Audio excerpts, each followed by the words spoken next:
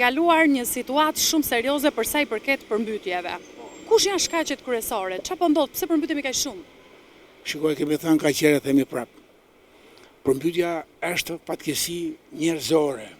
Hiqeni nga mendja që duke qenë natyrore, justifikohet edhe qeveria për gabimet antinatyre, anti-inxhinierike që ka bërë. Që do të thotë që duke qenë fatkeqësi natyrore, gjoja që këta banorë tash, këto shtëpira do e tha mbrëmje, do sigurohen këto për përmbytje dhe për tërmete. Pra, i çoi ke skema që ata të pagojnë për shtëpinë për pronën që kanë. Prandaj dhe thotë që kë përmbytje që nëse të mbaj përgjegjësi, djove nga ato kritikti ndaj kryeministit apo ndaj qeverisë kurrën e kurrës. Ata s'u ndjen fare njerëz. S'u ndjen fare, bravo. S'u ndjen me nder e merr të popull si miza si kur mbytën ca mishkonja që etj. Pra, përmbytja ishte gabim fatal i politikave qeverisë. Edhe nëse një qytetar ka zënë një dajlan apo një kanal, janë masa që merr vetë ai që quhet administrator, qoftë i komunës lokale etj. Tash i vim, ke përmbytja prap.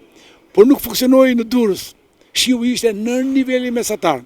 Nuk funksionoi pikërisht hidrovori i parë, që para hidrovorit, i parë i vjetër me fjalë, që para atij ndërtohet porti i Porto Romanos, i Durrësit, që Durrësi kalon nga Durrësi në Porto Romano me emër Dubai, Durrës. Turpi më i madh që po i bën Edi Rama këtij populli. Ja merr portin më të vjetër në botë, porti i parë në botë dhe e quan Dubai. Dhe e merr nga Durrësi e quan Porto Romano, që Zoti e ka për të ndëshkuar fort, sepse gjitha sedimentet që vijnë nga Karpeni, nga Shkumbini, përplasen në Bishpall, edhe do flej në portin që po ndërton ky morti aty, pa pikë inxhinierie aty. Dhe ç'do tash? Hidrovori i vjetër e ka të zënë frymën nga ky port që po ndërtohet. Edhe ai thotë që ti do marrësh urat e pisa, që urat janë të pisa për shkak të politikave qeverisë. Kanale plot me plera, me pisligje, me mbetje, dhe ai thotë do më hedhësh mua atë që ti do marrësh nga me pompë nga njëra anë dhe do hedhësh para në portin tim, thotë, edhe nuk punoi ditën e parë porti i vjetër. Nësa porti hidrovori i vjetër, nësa hidrovori i ri ishte 80 cm më lartë se sa niveli i urave që ofryn, se nuk punonte pompa se duhet të kishte ujë. Pra e kishin bërë gabimisht prap anti-inxhiniera, anti-natyrë. Ta inxhinierat se kanë idën fare? Po inxhinierat të rinj aty që natë sketet ata, kupton ti lere këta sketet aty. Pra një qeveri që nuk pyet ata një kombinim të inxhinierave të rinj që ka një lloj elektronike, një lloj makinerie të këtyreve të veglave elektronike që din kompjuta më shumë, dhe brezave të vjetër. Brezat e vjetër s'kan vdekur akoma, gjallë jemi ti. Edi Ram, gjallë jemi, po nuk na do ti, po na do populli, na do natyra, po ti nuk të thret edhe kur ke nevojë, se ka kryeministra që bashkëpunojnë me kriminela me të liq, po kur vjen një nevojë, e thret njeriu pozitiv atë inxhinierin shkencëtarin, ky nuk të threti. Ke duan dhe i mbledhe qeveria ti të ketë inxhinier dhe shkencëtar, kurrën e kurrësi, po s'ka faj, fajin e kanë këta ti, Lebrit, Tepelern, Vlorë, Berat, Mallakastër, që akoma s'po i njohin kush është kryeministri i tyre dhe japi votën. Ai edhe vjet, po edhe japi ta, me kënaqësi të madhe i japin votën për herë të katërt, leri për herë 7 japin votën. Nuk ndrojnë kurti, sepse Rama e le gogolin. E kupton veti gogolin. E lejnë gogolin. Edhe këta gjithë tremë, kush do vi? Do vi ai? Por nuk pranon për askush më. Sepse qëllon që mund të jetë një mbret apo një kryeministër, jo ai që ditur, jo ai që mirë. Po sigurisht, po ai zgjedh ekip, zgjedh njerëz. Ai ata si ka kryeministri ditë zgjedhi. Zgjodhi femra, donte që kabineti ta bënte me femra. E pam, edhe mbetje të rrezikshme i pam. Me femra i ka komplet, i pam. Tash do dënohet femra di. Pse ai që nashi ti marri përsipër gjitha femra edhe ministra dhe drejtoresha, edhe më thep tash, kjo nuk shkon ti, edhe punë shtëpi e femra, edhe me pushtet të madh femra, me pushtet të madh që e ka. Është rrezikshme femra kur ka pushtet të madh. Shumë e rrezikshme. Çfarë thotim? Shumë rreziku përbën. Po mirë, kush ka qenë problemi? Ka qenë Macbethi apo Lady Macbeth? Ka qenë Lady Macbeth problemi. Kush ka qenë Enveroqa apo ajo Nezmir? Ka qenë ajo problemi pra. Nuk i njoft këta të dy. Po nuk i njoft ti, po është. Po të mëson historia pra. Lady Macbeth ishte të mërshme. Kështu që edhe gratë kur marrin pushtetin, Lon Petresha, po edhe drejtoresha, edhe ministre, nuk ka ti, sepse duke qenë që quajnë veten të patrajtuara nga burrat apo nga sistemet apo nga kohët, nga historia, kur e marrin pushtetin ti, gjithë ata akmarrje të mëparshme, i ke parë femrat në timon si janë. I ke parë të mërshme ti. të shaj me ropë shtëpia, ti s'le gjep atendi në timondi. Pse? Se është i vetmi vend që është e mbrojtur, e kufizuar dhe e lirë edhe e siguruar në edhe e të shan me ropë shtëpia ti. Sepse në tjeri nati që ka për buri ose shefi.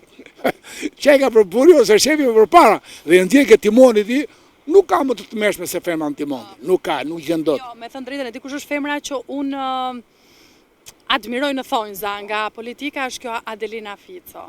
E di pse është femër me aftësi të mbi natyrshme, ajo i bën burrat ministra. E në rregull, nuk mirë, mbaje për vete, është mirë e ke shumë mirë. Po si ja bën, digje? Shumë mirë. Shumë mirë e ke të çeket. Jam dakord, unë të jap të drejtë. Se ta e po ti të drejtë, po edhe i drejtë. Po edhe unë kam drejtë. Kështu që e kanë rregull. Tani dëgjoj. Sa e ndërgjegjësuar shoqëria për sa i përket ndotjes së ambientit? Shoqëria është në përgjithësi fakti që nuk është pjesë e zgjidhjes, nuk është pjesë e zgjidhjes shoqëria shqiptare, që ta shohë një player, një mbetje, të bëjë një spionazh pozitiv, nuk është, duke që mos jem pjesë e zgjidhjes, shoqëria shqiptare është pjesë e problemit.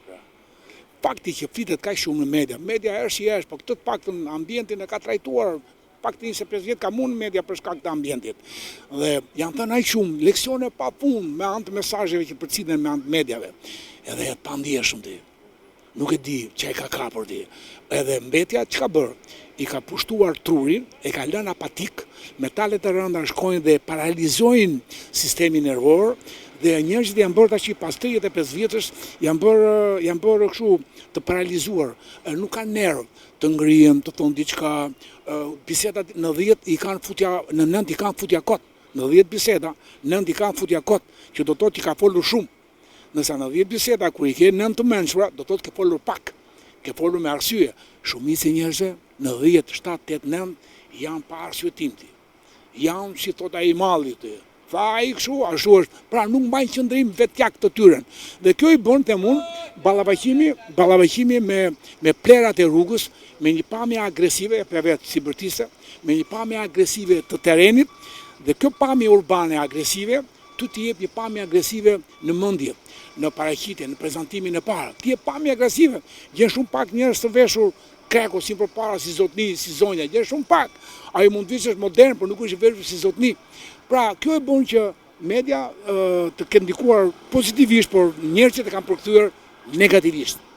Qëndrimin ndaj ambientit, për shembull, si mos bëj përshtypje një Elbasan me 100.000 banor, që një kurum 2 kilometra larg apo 500 metra larg shtëpisë më të afërt, apo 1000 metra lagjes së Elbasanit, ajo të hedhë ndotje në ajër, që ti e thith në qast, të hedhë në ujë, që do të thotë nga kurumi deri në det, janë gjithë fshatarët e ndotur me ura në doksor, të hedhë dhe mbetje në tokë.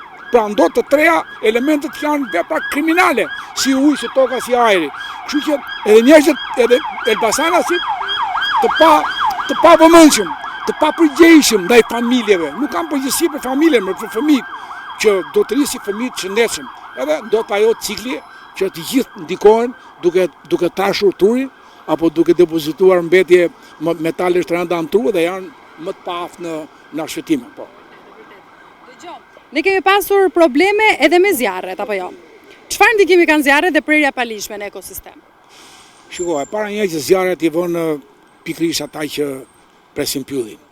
Pra ka një lloj me moratorium të ndalimit të prerjes së pyllëve, gjoja, por në fakt presin më shumë. Ata që kanë dorë. Ata që kanë dorë janë atje larg. Te kupola dhe. Ata dinë ku t'i japin. Ai ngro, nuk i djeg. Ai ngro, ata nuk i djeg ata, bravo. Dhe ai që ka marrë lejen tash për një dru gjoja për komunitetin, ai pret të 9 dru të tjera. Pra nëse ka 1 hektar lejen, pret 10 hektar. Tani, këto 9 hektar që ka prer për leje, çfarë do bëj? Do ta djegë atë. Që të justifikoj që e mori drun ai, e shiti drun ai. Dakor? Me atë lart, me atë kupolën aty. E shiti drun ai. Tani si ta justifikoj? Do vëri zjarrin.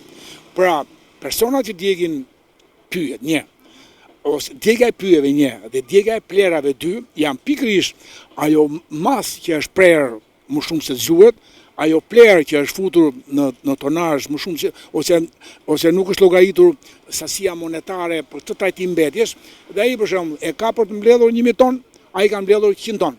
Atë 900 ton ku do ta djegë plerën ai? E ne ta djegë pyet. Pra janë njerëzit që s'paku s'ka nevojë të ashtu, ti ndjeki, sepse janë pikërisht ata që merren me menaxhimin e plerave dhe me menaxhimin e pyjeve. Këta janë që i djegën ti. Kështu që s'kam keq ti djegja zjarrit, djegë. Nga vetë fjala, djegja, nga djegja, fjala djeg projekte, djeg ide, djeg mendime, djeg popull, nuk ngro, po djeg, bën shkrumbe idi, pra, plus metal. Po. Dhe pyetja e fundit, me këtë situatë që kemi me zjarret dhe përmbytet, si e shikon situatën e vendit ton pas 10 vitesh?